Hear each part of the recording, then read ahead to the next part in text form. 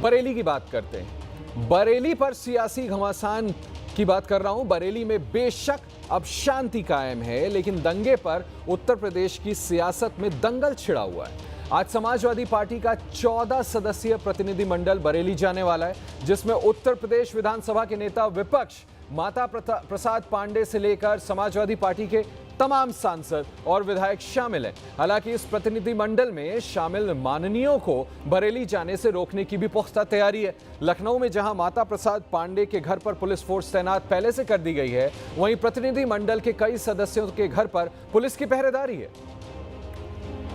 आपको बता दूं, दरअसल 26 सितंबर को बरेली में नमाज के बाद हिंसा भड़की थी, जिस पर अब सियासी भिड़ंत शुरू हो गई है, जिसे देखते हुए पुलिस प्रशासन अब अलर्ट मोड पर है। एहतियात बरतते हुए बरेली में पुलिस फोर्स तैनात है। सपा के प्रतिनिधि मंडल को बरेली पहुंचने से रोकने की कोशिश भी जारी है। लखनऊ में माता प्रसाद पांडे के आवास की तस्वीरें आप देख सकते हैं। आपको हम तस्वीरें दिखा रहे हैं, जहां सुबह से ही पुलिस की टीम तैनात कर दी गई है। 14 सदस्यों के इस डेलीगेशन को दोपहर 12 बजे बरेली पहुंचना था, लेकिन फिलहाल अलग अलग जगह सभी को पुलिस ने रोका हुआ है। माता प्रसाद पांडे से बरेली के डिस्ट्रिक्ट मजिस्ट्रेट ने वहां न जाने की अपील भी की है। वहीं उन्हें नोटिस भी थमा दिया गया है कि आप वहां नहीं जा सकते। चलिए इस वक्त की अब आपको बड़ी और ब्रेकिंग खबर देखता हूं। लखनऊ में पुलिस के रोकने पर उत्तर प्रदेश के नेता प्रतिपक्ष माता प्रसाद पांडे का बयान आया है। बड़ा बयान दिया उन्होंने बरेली हिंसा पर। बरेली में प्रशासन एक तरफा कार्रवाई कर रहा है। माता प्रसाद पांडे ने कहा बरेली में सबको जेल में डाला जा रहा है। यह आरोप लगाया माता प्रसाद पांडे ने। प्रशासन की कार्रवाई से एक समुदाय डरा हुआ है। बड़ा आरोप। बरेली जाने से रोकने पर कहा है हमारे बरेली हिंसा पर यूपी के नेता प्रतिपक्ष का बड़ा बयान मैं आपको लगातार दिखा रहा हूं। बरेली में प्रशासन एक तरफा कार्रवाई कर रहा है, यह आरोप लगा रहे हैं माता प्रसाद पांडे। बरेली में सबको जेल में डाला जा रहा है। अगर हम चले जाएंगे तो क्या हो जाएगा? संभल में ही किया, बहराइच में भी यही किया, और हमारा डेलीगेशन नहीं जाने दे रहे हो। और डेलीगेशन चला जाएगा तो हम लोग जाके वहाँ शांति स्थापित करेंगे, क्योंकि ये सांप्रदायिक दंगा नहीं है, हिंदू मुसलमान के बीच का झगड़ा नहीं है कि हमारे जाने से और बढ़ जाएगा। ये केवल एक मुस्लिम समुदाय पत्रक देना चाहता था, और उस पत्रक देने में ही इनको मारा पीटा गया, नहीं जाने दिया गया। तो ये सांप्रदायिक नहीं है, और सांप्रदायिक होता तो किसी अलग बात है, उसमें कौन माहौल बिगड़ जाएगा। मुख्यमंत्री जी को हम क्या कहें, मुख्यमंत्री जी को खुद जाना चाहिए, देखना चाहिए वहाँ क्या गलती हुई है, क्या हुआ है। जो गलती है वो सुधारना चाहिए। वहाँ साधारण जनता से तो झगड़ा है नहीं। यहाँ भी लगाए, वहाँ मेरे जिला अध्यक्ष के हमारे जितने पार्टी कार्यकर्ता हैं सबके घर पर पुलिस लगे। बरेली में टेलीफोन आया। चलिए, नेता प्रतिपक्ष माता प्रसाद पांडे का बयान सुना हमने। अब सीधे ले चलता हूं आपको, मेरे सहयोगी नीतीश पांडे मेरे साथ लखनऊ से जुड़ रहे हैं।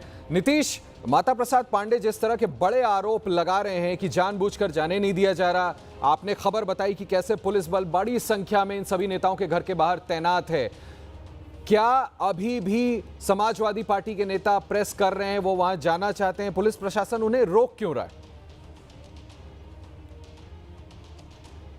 देखिए आशीष, अभी आपको सामने हम दिखा रहे हैं। देखिए माता प्रसाद पांडे जी यहाँ पर बैठे हैं, और उनके साथ बरेली के जो विधायक हैं अताउर रहमान, वो भी बैठे हुए हैं। इनको जाने नहीं दिया जा रहा है। कुछ देर पहले ये गाड़ी पर बैठने का प्रयास कर रहे थे, लेकिन इनको पुलिस ने फिर से एक बार घर के भीतर ला दिया।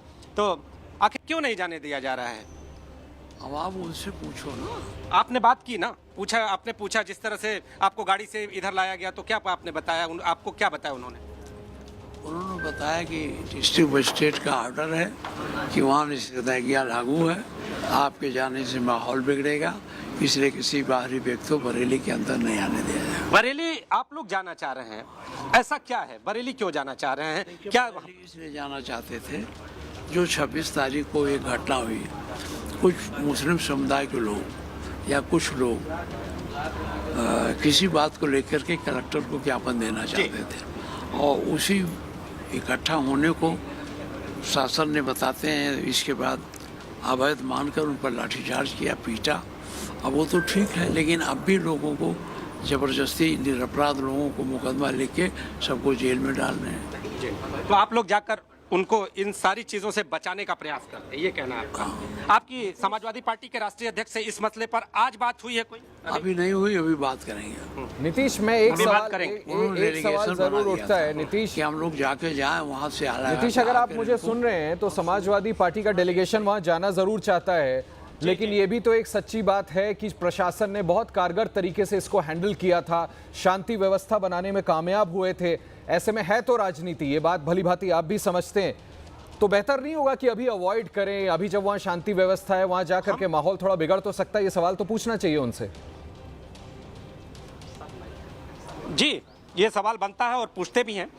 जिस तरह से प्रशासन ने अभी कार्रवाई करके शांति व्यवस्था को वहां बहाल किया, अब इसके बाद डेलीगेशन का जाना, क्या ऐसा नहीं लगता कि इससे फिर एक बार शांति व्यवस्था प्रभावित हो? नहीं, डेलीगेशन जाने पर शांत व्यवस्था तो वैसे बहाल थी। ये तो शांत व्यवस्था को बिगाड़ने का काम वहाँ की पुलिस और प्रशासन ने किया।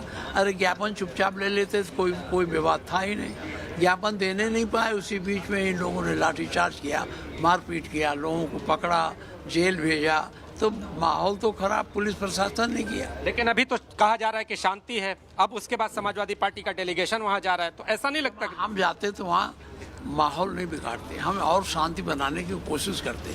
जो लोग परेशान हैं, तबाह हैं, उनको सांत्वना देते, डरो मत। वहाँ एक वर्ग सहमा हुआ है, डरा हुआ है। तो अच्छा नीतीश, आपकी बात हुई होगी वहां पुलिस प्रशासन से। समाजवादी पार्टी का ये डेलीगेशन, ये दल अगर वहां चला जाए तो क्यों नहीं अनुमति दे सकते? बड़े डेलीगेशन को मत दें, छोटे डेलीगेशन को दें। वहां के जितने लीडर्स हैं, जो भी नेतृत्व कर रहे हैं, उनसे मिलें, उन्हें पीसफुली समझाएं कि इस विवाद को आगे बढ़ाया ना जाए। ये एक पॉजिटिव कदम भी हो सकता है। हर चीज में राजनीति घुसड़ने की भी शायद जरूरत ना हो। आपकी बात हुई होगी प्रशासन से, पुलिस के सीनियर ऑफिसर से, जाने क्यों नहीं दे रहे हैं? क्या उनको लग रहा है कि नियत में कोई खोट है? देखिए आशीष, जिस तरह से पिछले दिनों घटना सामने आई और उसके बाद पुलिस और प्रशासन ने स्थिति को नियंत्रित किया, तो अभी का जो इनको रोकने का सबसे बड़ा कारण है वो निषेधाज्ञा है। वो कह रहे हैं कि यहाँ पर पहुँचने के बाद ऐसा हो सकता है कि जब प्रतिनिधिमंडल वहाँ पर पहुँचे तो शांति व्यवस्था प्रभावित हो सकती है, बिगड़ सकती है। और जैसा आपका सवाल है कि हर चीज़ में राजनीति को लाना कहीं ना कहीं उचित नहीं है, तो ऐसी स्थिति भी दूसरा पहलू हो सकती है। पहले हम एक और तस्वीर दिखा दें। ये देखिए सामने, ये पुलिस का यहाँ पर पूरा जत्था आपको मौजूद दिखाई देगा, और इसके बाद ये गाड़ी भी हम दिखा रहे हैं। थोड़ी देर पहले माता प्रसाद पांडे इस गाड़ी तक पहुंचे थे, लेकिन जो पुलिस का यहाँ पर पहरा था, उन्होंने साफ तौर पे ये कह दिया कि आपको यहाँ से बाहर जाने की अनुमति नहीं है। ठीक है नीतीश, मैं आपके पास वापस